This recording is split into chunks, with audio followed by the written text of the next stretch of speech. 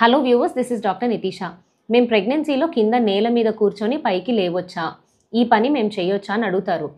మీరు హ్యాపీగా కింద కూర్చొని పైకి లేవచ్చు. ఎందుకంటే కింద కూర్చోవటం వల్ల మీకు బ్యాక్ పెయిన్ అనేది చాలా తక్కువగా ఉంటుంది.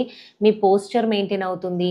అండ్ మీకు కింద యోని భాగంలో ఉన్న మజిల్స్ కూడా చాలా స్ట్రెంథెన్ అయిపోయి వాటికి ఒక ఎక్సర్సైజ్ లాగా ఉంటుంది. అండ్ ఇది ఎక్కువ మటుకు కింద కూర్చొని పైకి లేచేటప్పుడు థై మజిల్స్ కూడా స్ట్రెచ్ అవుతూ ఉంటాయి. సో ఈ స్ట్రెచ్చింగ్ అనేది మీకు డెలివరీ టైం వరకు హెల్ప్ చేస్తాయన్నమాట. సో ఎప్పుడైతే ఈ ఎక్సర్సైజ్ అనేది మంచిగా ఉంటుందో, మీరు రెగ్యులర్ రోజువారీగా మీరు అవాయిడ్ చేయకుండా ఒకవేళ చేస్తే మీకు ఫైనల్ డెలివరీ స్టేజ్లో కూడా మీ సర్విక్స్ అనేది ఓపెన్ అయిపోయి ఈజీగా నార్మల్ డెలివరీ అయ్యే ఛాన్స్ ఉంటుంది. అయితే ప్రెగ్నెంట్ లేడీస్ అందరూ చేయొచ్చా, లేకపోతే ఎవరైనా అవాయిడ్ చేసేవాళ్ళు ఉన్నారా అంటే ఎస్, కొంతమందికి కింద కూర్చొని పైకి లేవద్దని చెప్తాం.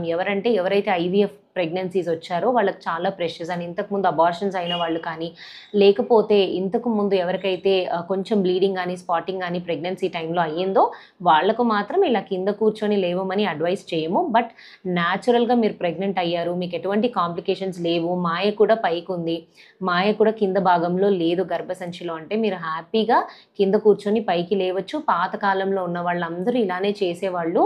సో వాళ్ళకి ఈజీగా నార్మల్ డెలివరీస్ కూడా అయ్యేవి.